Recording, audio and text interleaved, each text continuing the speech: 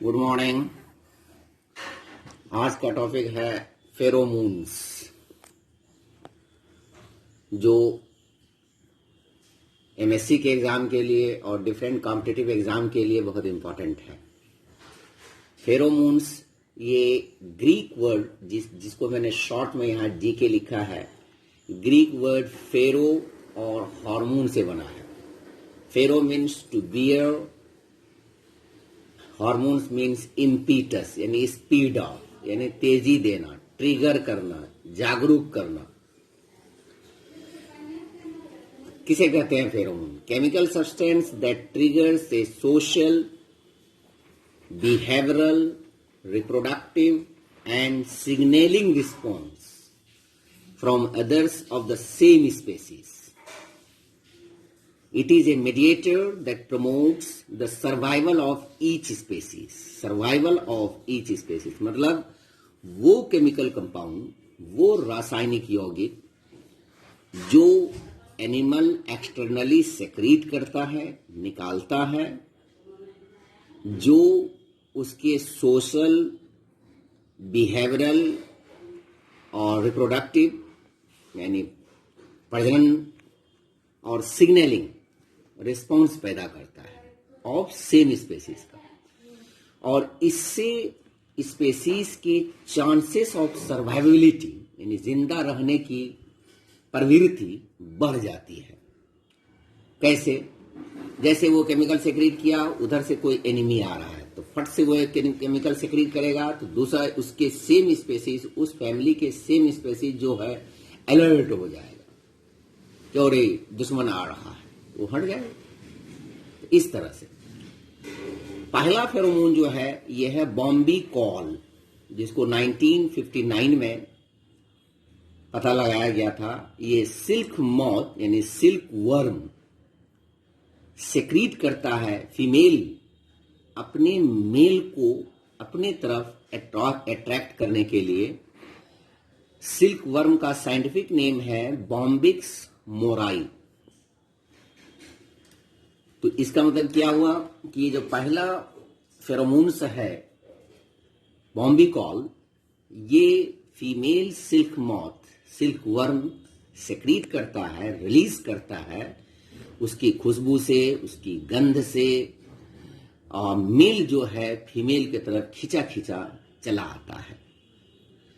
अब जो animal secrete करता है फेरोमोन्स, वो ये सब है। Animal secrete pheromones to trigger many types of behaviours, यानी एनिमल जो सेक्रीट करता है, जो उत्तेजित करता है, जो प्रज्वलित करता है अलग अलग किस्म के बिहेवियर। रेजिंग एन अलार्म, ये जब सेक्रीट करता है तो उससे अलार्मिंग सिग्नल देता है कि होशियार हो जाओ।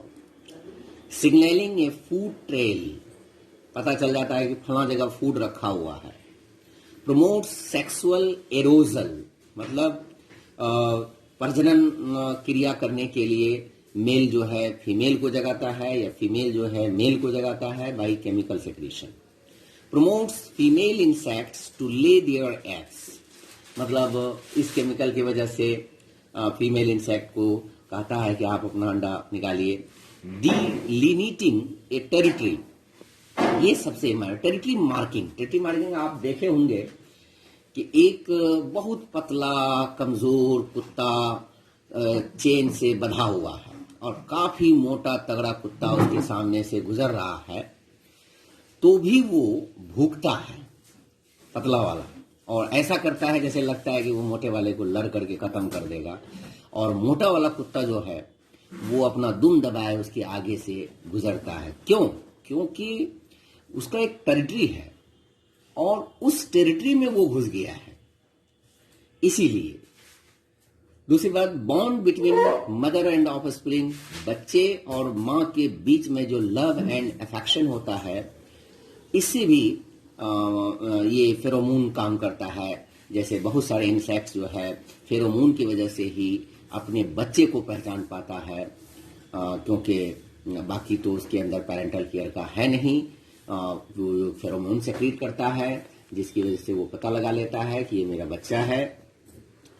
Warning other animals to back off. बहुत सारे एनिमल्स ऐसे होते हैं कि जैसे ही उसके अंदर दूसरा एनिमल आता है उसके सामने तो फट से केमिकल सिक्रीट करता है, उससे चाहे दुर्गंध होता है या खराब किस्म की महक होती है, जिसकी वजह से दूसरा एनिमल या उसका एनिमी जो है वो भाग जाता है।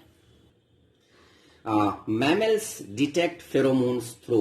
मैमल्स जो है कैसे डिटेक्ट करता है? VNO से, VN वोमेरो नेजल ऑर्गन या जैकब्सन्स ऑर्गन। जैसे जब मेल बुल फीमेल बुल के पास आता है तो वो उसको पहले स्मेल करता है और आसमान की तरफ देखता है। ये वो उसी केमिकल से, फेरोमोन से पता लगाता है वेदर शी हैज नीड्स और नॉट। और ये ऑर्गन जो है हाइपोथैलेमस से जुड़ा हुआ रहता है, जिसे डिटेक्ट करता है उस केमिकल के जरिया। उसी तरह से मेल डॉग जब फीमेल डॉग के पास आता है वहां पर भी वो पता लगाता है कि whether she is ready to और नॉट।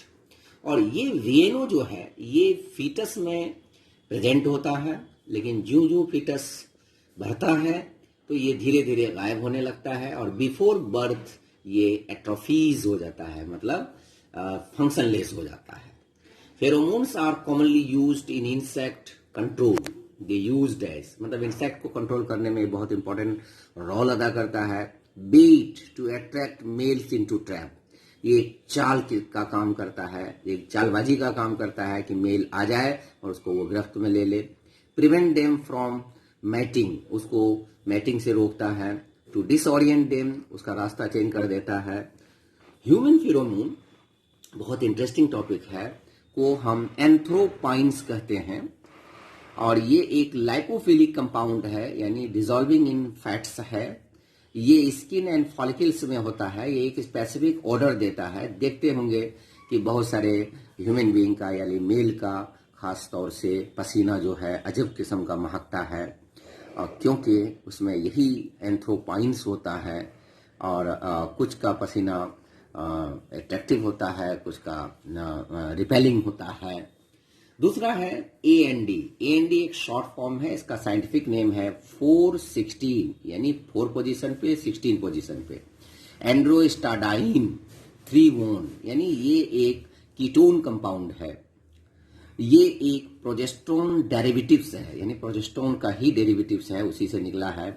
ये cause swelling in the erectile tissue of nose of female, यानी फीमेल के नाक के अंदर जो इरेक्टाइल टिश्यू होता है, यानी जो इरेक्ट करता है, खड़ा होता है, उसको ये फुला देता है। तो ये भी एक सिग्नल के तौर पे काम करता है, इसीलिए इसको भी मे बी, एग्जैक्टली नहीं है ये, it may be a pheromone. ताकि क्योंकि देखिए फेरोमोन का काम क्या है कि पता लगाना, सिग्नलिंग करना, अलार्मिंग करना। अब अगर उसका नाक खुल जाता है फीमेल का तो ये भी एक सिग्नल है। Functioning pheromones. दूसरा है एंड्रोस्टाडाइनोन, यानी इसी कंपाउंड का ये नाम है। ये मेल स्वेट का यानी मर्द के पसीने में का एक कंपोनेंट है, मर्द के पसीने में कंपोनेंट है।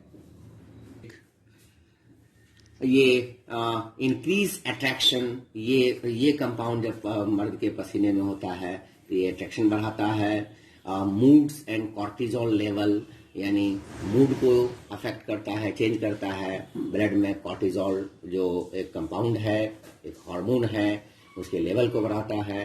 Activates brain area link to social recognition, यानी ब्रेन में वो एरिया जिससे कि सोशल बिहेवियर डेवलप होता है, आदमी एक दूसरे को पहचान पाता है, सोसाइटी मेंटेन करता है, उसको वो एक्टिवेट करता है। Increase cooperative behaviour in males, यानी ये जो कंपाउंड है एंड्रोस्टाडाइनोन, ये बहुत ही एक न्यू रिसर्चर्स के मुताबिक से पता चला है कि ये मेल में क्या कहते हैं कोऑपरेटिव बिहेवियर पैदा करता है, कोऑपरेशन पैदा करता है।